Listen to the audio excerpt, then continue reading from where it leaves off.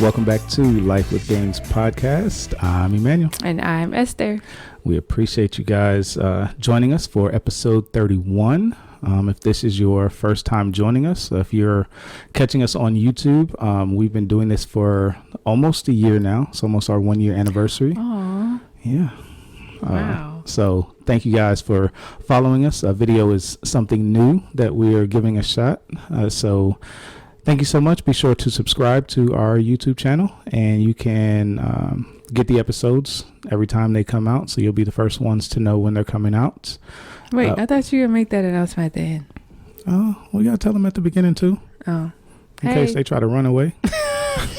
But hopefully the content of this episode will get you guys to stick around. Mm-hmm. A little bit of background. Esther and I have been married for 10 years now, and we have 4 beautiful, rambunctious children. And we've been podcasting. We do a lot of other things. Mm-hmm. We are poets, artists, creatives, parents, advocates. Hey, they might as well know who we are. So we do a lot of different things, and right now podcasting is one of those things. So thank you so much for tuning in. And you ready to jump into this episode? Yes, but first I want to ask you, how are you doing, or what are you most excited about? Yeah, how am I doing is a complicated question. So for those that don't know, I've been on a journey trying to find a therapist, and another step in a good direction. My therapist is the therapist that I was searching for. He is in network, just on a waiting list. So hopefully that will be coming soon. I'll keep you guys abreast on that journey. But what I'm most looking forward to coming up is our oldest son. We just signed him up for baseball, and I am excited to get started with him. I just have so many memories as a child playing baseball with my dad and him coaching me and my brothers. And so I'm just looking forward to starting that journey with him. I didn't know your dad coached. Yeah, he coached. We used to go out and throw ball and all that stuff. So I'm looking forward to that, among other things that I can't mention on there. What about you, Esther? What are you looking forward to? Sleep. Yes. It's been a long week. I had a couple of long days like today. Yeah. So I look forward to relaxing. Actually, I am looking forward to tomorrow night hanging out with some ladies. Yeah. So that'll be fun. Cool. So if you can't tell from the name of this episode, honestly, I don't know what the name will be when you guys see it. But the topic of this episode is just embracing our Blackness in the church. As two people of color, we are currently members of a majority culture church, or a white, predominantly white church. We've been there for going on 4 years. Mm-hmm.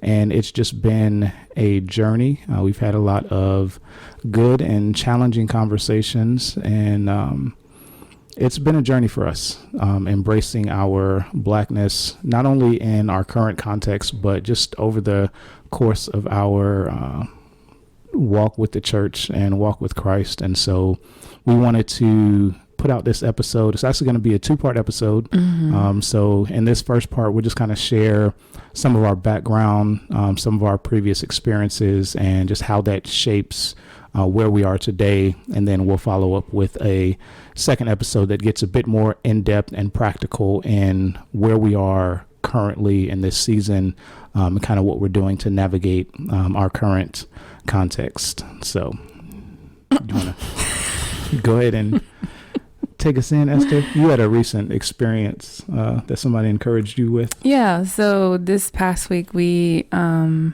our church this year our focus is prayer, and that's just the theme that we're carrying throughout the year.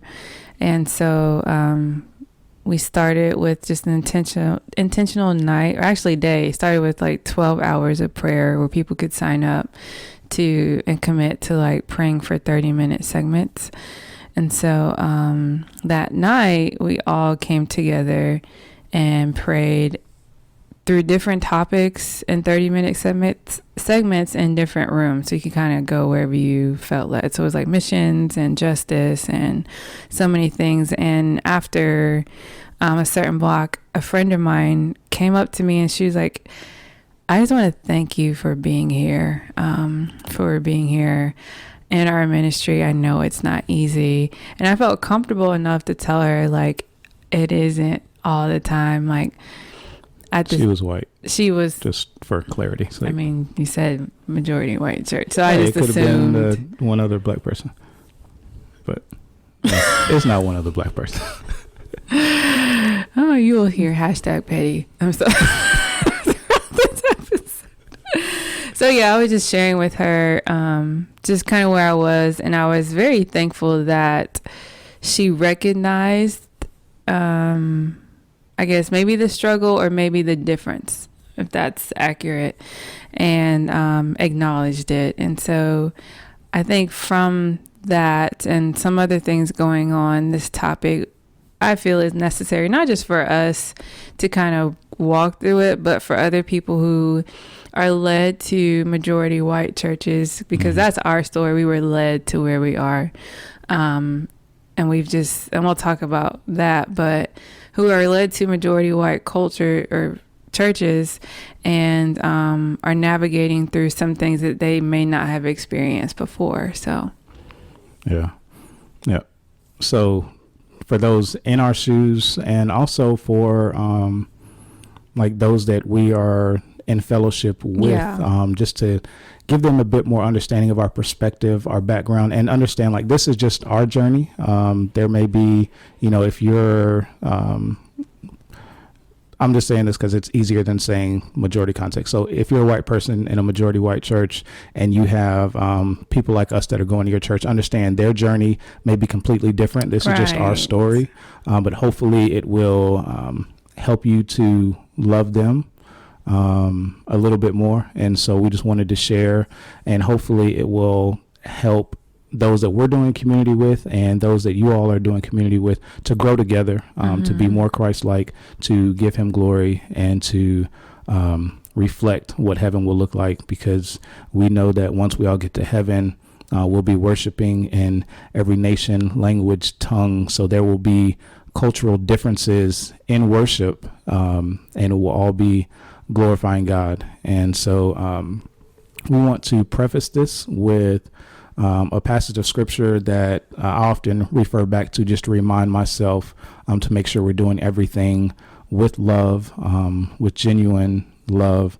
And so I just want to read this to hopefully guide our hearts and guide conversations that may follow. But Romans 12:9, starting at verse 9, says, "Let love be genuine, abhor what is evil, hold fast to what is good, love one another with brotherly affection, outdo one another in showing honor, do not be slothful in zeal, be fervent in spirit, serve the Lord, rejoice in hope, be patient in tribulation, be constant in prayer, contribute to the needs of the saints, and seek to show hospitality."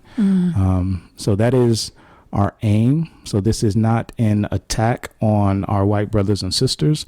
This is not an attack on the black church, even as we share some of our story. This is not us complaining about where we are, because, like I said, we were led here and we are content in the will of God. So this is just us sharing our perspective with the objective to encourage. And cool. So we're gonna start at the beginning. So I guess I'll speak for myself and you can speak for yourself, and just in terms of where we started. I grew up in a traditional Baptist church. My dad was a preacher, and so I was in church 2-3 times a week, sometimes 5 if it was revival, and all this other stuff. And so I was very much engulfed in the black culture, in the black church growing up, and that was all I knew. I didn't have any experience in a white church, and my first experience was my freshman year in college. And it was like the first week we were on campus. Some of my new friends, we were like, hey, we got to find a church. So we had Googled churches, and there was a church that was close to campus, and we're like, oh, it sounds black. Like there were no pictures on the website, and so we're like, all right, we'll go check it out. And we walk in there, and it is a old white church, and it was just a totally different experience than anything I had ever experienced. Did you stay the whole time? Did we? Yes, we did. Did you stay to the sermon? We had to talk ourselves into staying, because we were like, shortly after getting there, we were like, all right, y'all, let's go. But we opted to stay. Good job. And like, it was just different than what we'd experienced. And so like, all I had known was the black church. And like, even after that experience, the next Sunday, I went and made sure I found a black church. And so I didn't, stay there, didn't really get involved with white churches. And that was kind of my beginning, my background. I don't know, did you attend white churches growing up? Did you visit or have? No, that's all I know is black church from when I stayed with my papa, his church down in the country, or when I was in Virginia with my mom. Like, her relatives had a church, like I think it was her cousin or her uncle. So we went to church there in Baltimore, and then down here, I went to the same church from 93 all the way to 2007.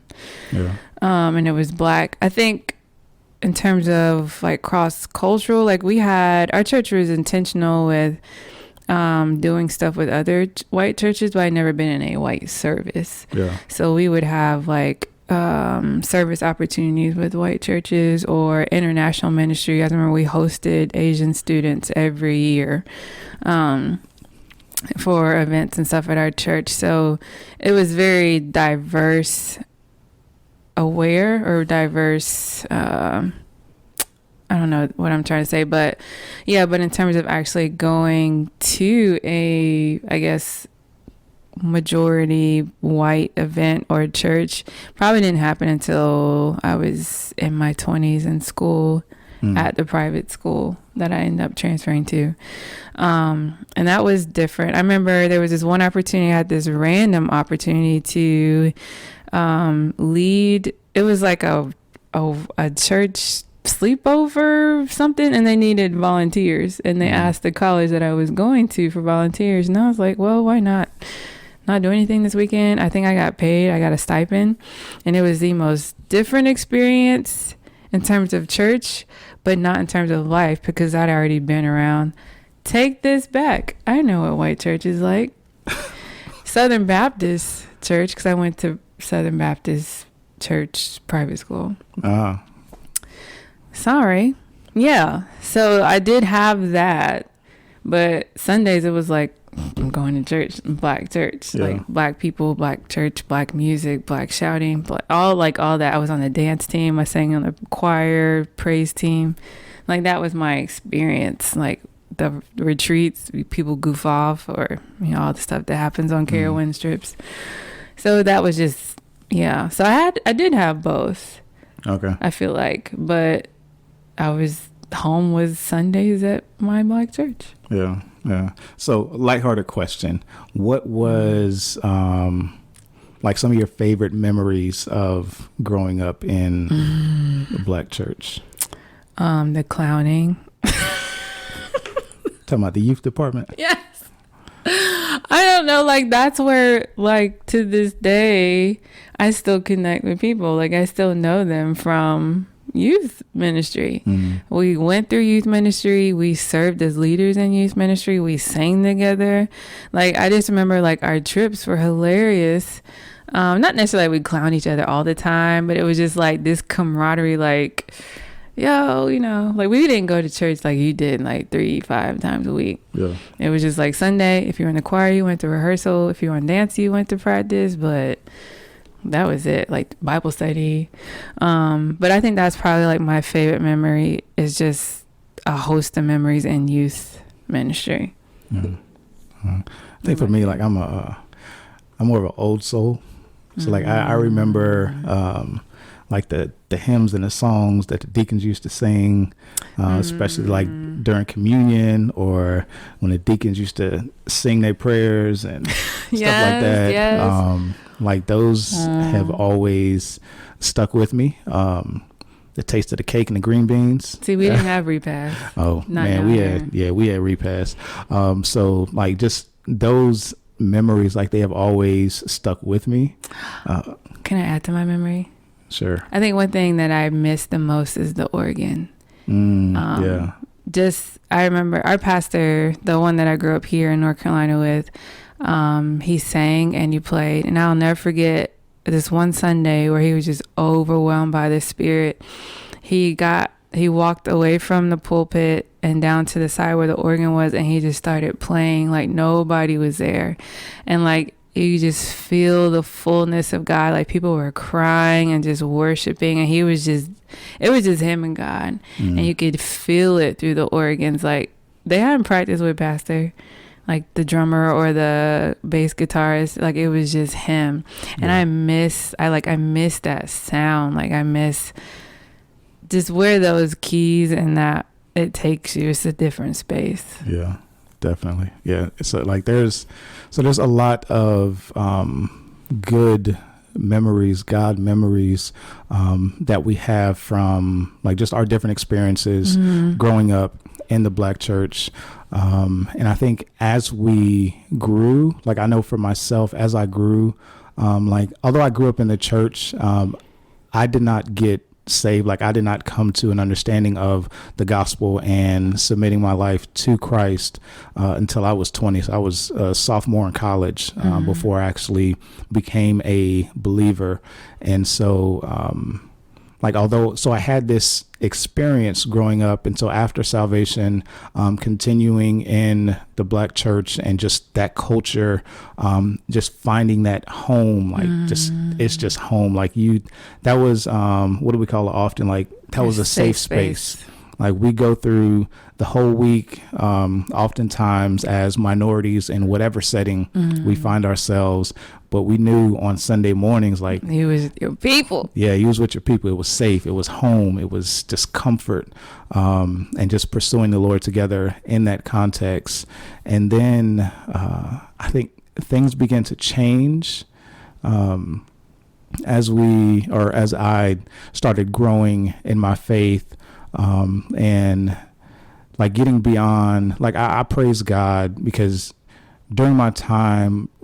Shortly after salvation, it was my Black pastor who taught me to pray, taught me to study the scriptures. And so like I have so much of my roots and foundation in the Black church. But then as you get into a bit more of theology, and this not like I didn't go to theological seminary or anything like that, but just being a student, you begin to be exposed to that.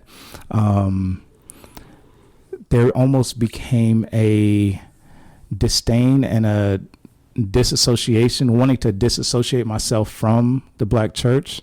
And so there was a shift when this thing that I'd grown up to love and cherish and embrace and look forward to, one started becoming the butt of jokes. And think about a lot of movies back in the 90s and 2000s, TV shows, and even just in the news and media, the Black pastors were seen as, money hungry and womanizers, and the church was like seen as this place where like there was no standard. You just go in to get your emotions stirred up and give all your money to, and you walk out and, there's no change. And so I was seeing seeing the church in a different light and a negative light. And a lot of that was not true. Like there was some truth to some of it, but I allowed what I was hearing in culture and eventually in some church contexts where they were saying and making jokes about the black church. It was making me want to distance myself from the black church. So with your initial like beginnings of disassociation, did that happen while you were in a black church or? Yes and no. Like it was a black church because black people went there, right? Yeah. It was a majority black congregation, but it wasn't the black church traditional black church, okay. that I grew up in. And so I was being influenced by these different things, and they were causing me to like just want to distance myself from the black church. And it was a struggle because I wanted to hold on to what I had known, right? But at the same time, I'm given this picture because I think at that point we started hearing a lot more white teachings. We started hearing less gospel music in the sense that like black gospel music, like that type of music. And so when you start hearing less, like you're leaning to believe that, okay, then what I was hearing was wrong. And so now I have to go and hear what's right. And often what was portrayed as right or sound truth or sound doctrine was white, right? It was the white worship music because it took away all the fluff and it was just Jesus in the song. It was the white teaching who got rid of a lot of the emotion or feeling or even conviction, the hooping. And so that was put up as right. And so it's almost like I felt forced to choose. And so I started choosing what was portrayed as right. And it was a challenge. I don't know. And as you're talking about it, I distinctly hear like a lack of knowledge, which we'll kind of touch on later, but it's like when you know one thing and you're only then exposed to something else and there's no bridge. Like, it's like once you cross, like that's a lot of confusion. And the bridge was the fact that there are amazing black theologians. Yeah. Amazing. I think about Maverick City even now, like people who are worshiping God in the fullness of their culture, fully engaged in the word at the same time. Yeah. And so as you're talking, I'm like, this is not just us. I know this is other people because I hear them talking. Like, it's like, oh, I know, like I miss this environment, but this is what it is. Like, and it hurts. Like I'm feeling it right now. It just hurts because I mean that's what it was for me too. It's my pastor here, like he went to Duke Divinity, like he went through schooling.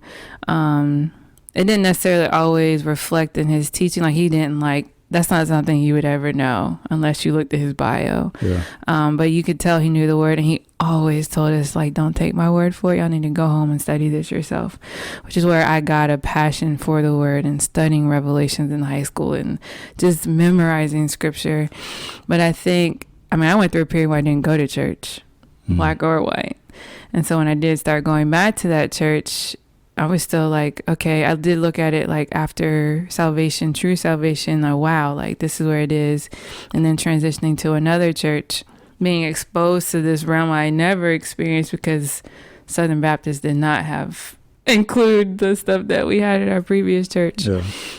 A whole new realm, evangelical, what is that? Like, just new. And so it was like this, oh man, yes. And at the same time, diminishing to where now we're in this majority white church, and I am at times craving what I didn't crave in our previous church, but I had in my church before that. And it's so crazy to me. Yeah. Yeah. Like I remember, like back when, I was in Greensboro, and I think like for me, that's when it started, like when I started getting exposed to, some of the more, doctrinally leading white teachers and stuff like that. And I remember there were times where I'd be sitting in my church, right, sitting there listening to the black preacher bring the word, and just sitting there like so prideful, judging it, saying like, oh, like you're just being emotional, there's no sound doctrine in there, and like just saying all these things in my heart and shutting myself off from being able to even receive from these black preachers, because like I had made up in my mind that like, no, like they're not preaching the truth. Like if they were, like they wouldn't be so emotional and stuff like that. And like, it was just like thinking back at it now, like I cringe because it's like, man, like I probably missed so many God opportunities and messages and just moments where God was trying to meet me. But I was so convinced that like, because it was in this certain style, this certain package, that it just wasn't sound doctrine, when that's just not the case. Like there is so, like even back then, like there are so many sound teachers and preachers that I was sitting under. And like even to this day, like there are so many sound African-American churches and teachers that are preaching the word, preaching the truth, and they're still able to be their authentic selves, whether it's with the hooping or opening every sermon with a song. Like I remember that so or ending well. with the organ. Yeah, like just remembering all those things. And I was like, man, like there's still truth in that, but I had somehow convinced myself that it wasn't sound, because it didn't sound like or look like what was being portrayed as like, this is truth, this is what sound doctrine looks like. I think as Black people or African Americans who are in majority white churches, I think it's important to know the history of Black religion, or just specifically the Black church, because there are aspects of it that date all the way back to Africa, they all the way back to the Atlantic slave trade. Like the reason why there's hooping, the reason why there's call and response, like those are just elements of the Black church experience that carried people from different educational levels. And when you think about emotions, I think about something you say all the time, like God created us with emotions. Therefore, they are legitimate. Like they're there. You know what I'm saying? And so when I think about when preachers preach, like a lot of times Black preachers tend to be more emotional than white preachers, but I think there is a reason for that when you think about like a history that they have with God, or a history as a people that we have with God, like being made equivalent to the Israelites. And like when you think about how the Black church has just transcended through slavery to post-slavery to Jim Crow to the civil rights, like that, the Black church has been in all of that. And so I think when we come to these places of disassociation, I think those are great opportunities to be like, wait, like let me go back for a moment and see how God has carried this people, and maybe why this is how this people we respond in the Black church. Because that's what's helped me, like in those moments when I think this Black church segment impacts me just because outside the Black church I struggled with assimilation, being in an all-white private school, but at the same time my parents like honing in Black culture at home. So I think that's why this is very important to me, and I felt heavily convicted when I did notice myself like well, I know this about Francis Chan and the prayer movement, and you guys are just not focused on that, so I don't really have time. Do you have to talk like I that? don't know. I just felt myself. In your head, that's what you sounded like. I sure did not. I sounded probably worse with my pious self. But yeah, I feel like I grieved God because I diminished a history and an identity of me that he made me in. Like, I am Black and my people have thrived in the Black church and have made it. Not saying it was wrong to go right and white, but it was wrong to, for me, I felt it was wrong to just completely write off. Yeah. To minimize the Black church and Black preachers and speakers. I feel like I'm about to cry. Yeah, this got way heavier than we were anticipating. Yeah, like it is, like when you sit there and wrestle with it, man, it's a tough pill to swallow. Because like even thinking about the reason the Black church was birthed, at least in this nation, is because the white church didn't want us. Like we had to start our own thing and to reject that very thing. Like it's, like you said, rejecting a part of who we are, rejecting a part of our history. And that's not to say that like everything in the Black church is right. And it's not to say everything in the white church is right. Yeah. But it's to say like, I don't know. I hear the saying all the time. I'm not going to say it, but like, I'm not going to say it and mean it, but you often hear, don't throw out the baby with the bathwater. Yeah. Never understood it. I was like, never understood it. But this idea of like. You didn't pay attention to history class.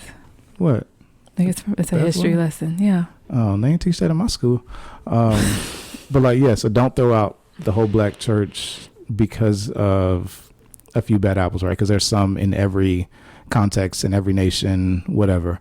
And like it's important for us to wrestle through this. Like, so if you find yourself in our shoes, in our story, then like you have to wrestle with that and say like, why am I running away from the Black church?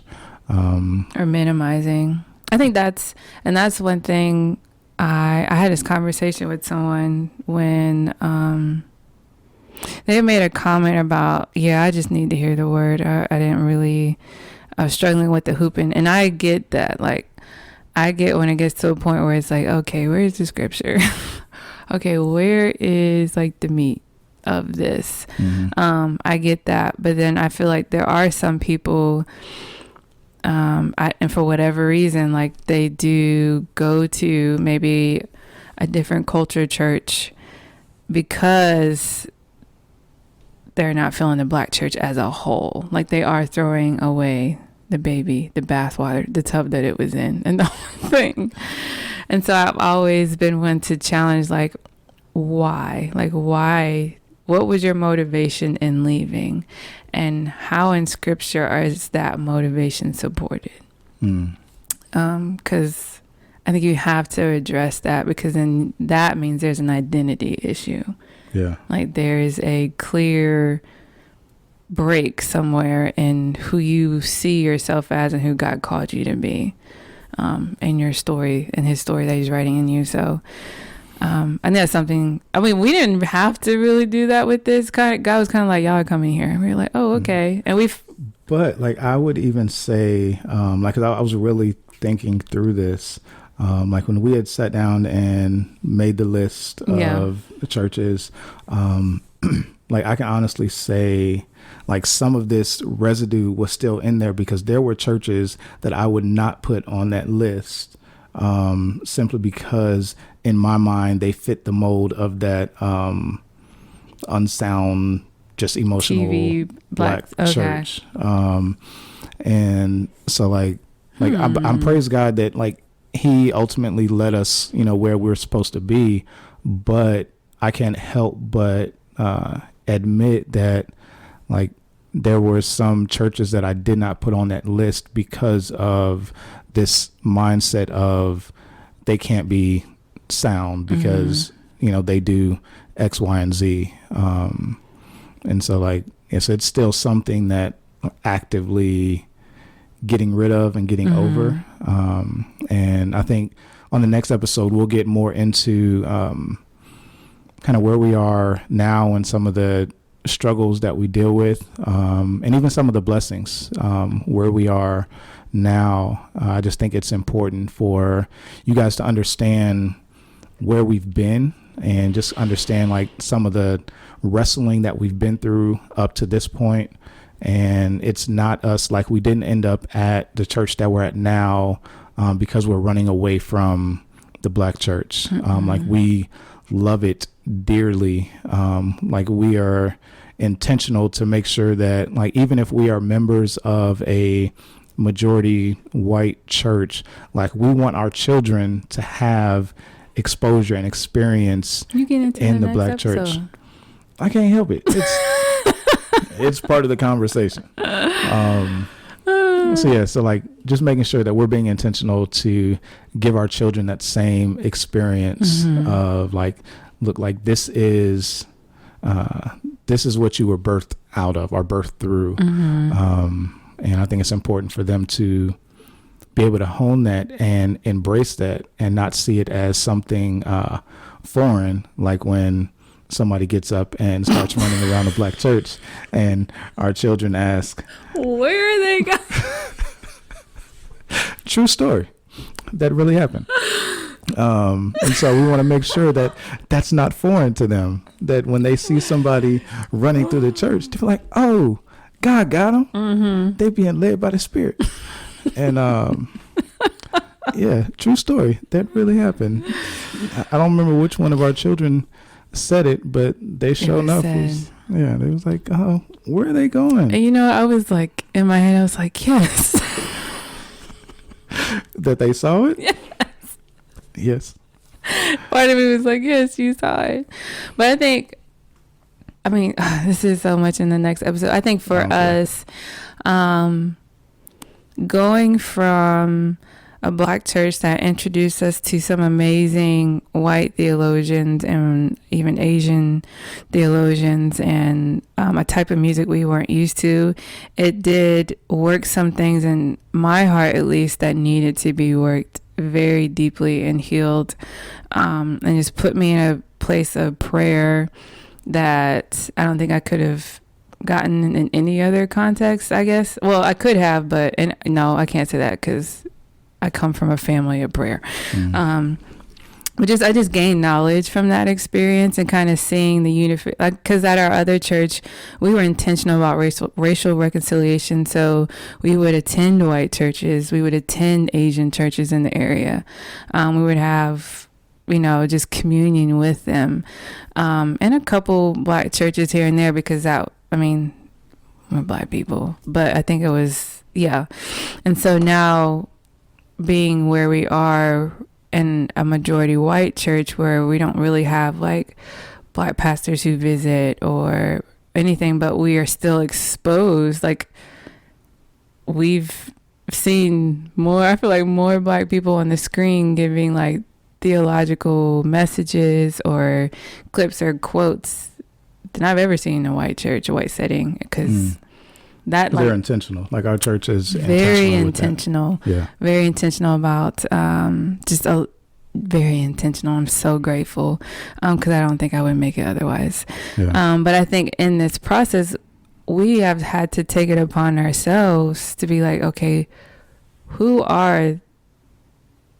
know Black preachers, we know Black pastors now, but who are the legends, who are the pioneers, and just listening to them, finding out who they are, past and then present. We made a list here of people like you're Charlie Dates is one that you play often, and I think we were introduced to him at Legacy. Yeah, in Chicago. And I was just like, oh, this is home. Like this is, and he was giving the word. Like, he reminded me of like some sermons when I was little. We got your Eric Masons and your Tony Evans, people I did not know until I came to a white church, which is so weird. Like, yeah. So I mean, I knew it, like the TDJ, like the heavy hitters, but I didn't know these people who would like go into realms of, you know, addressing Black Hebrew Israelites or breaking down justice and racial reconciliation, like the Hadi Lewis and Tabidi, like all these people. And I'm just like, wow, that's what I was missing. Yeah. I think that's what would have helped me before. Yeah. If we had seen that there are just as many qualified Black teachers that teach sound doctrine as there were like these other people these other white people that were being put up before us. And so, yeah, so I think we're going to wrap up this episode since we are feeling so tempted to jump in to the next episode. So that just means y'all better tune in for the next episode, because we're going to dig a little deeper into where we are now and just kind of some of the things that we're wrestling with, the blessings, the struggles, and just like how we are currently on this journey to embrace and walk in our authentic selves, bringing our full Blackness to our current context, which being proud of it. And like even having difficult conversations with people in our current church, with the leaders in our current church, just to challenge ourselves, challenge the norm of, you know, just what may be going on. So all of that we're going to dig into in the next episode. So be sure to subscribe so that you're tuned in as soon as the episode comes out. Let's see, what are we closing with? If you haven't already, be sure to subscribe to us on your favorite podcast platform. We will be doing more videos, so if you don't already, subscribe to us on YouTube at Life with Gains. You can just look us up and you'll find this episode. You'll find the previous couple episodes that we have recorded. We'll go ahead and post those as well. So we'll be doing more videos, so be sure to subscribe to us on YouTube, subscribe to us on Facebook, on Instagram at Life with Gains Podcast. You can follow me at Life with _Emmanuel. And you can follow me at Life with _Esther. Yep. So be sure to rate us, leave us comments, give us feedback, let us know how we're doing, if we're encouraging. Let's start a conversation, whether it's in the comments or the DMs. Let's talk about it. Be respectful, though. Yeah. Because I don't, we ain't got time for foolishness. So, on that note, I'm Emmanuel. And I'm Esther. Join us next time as we journey to make God normal and help others build a life with gains. Peace. Bye.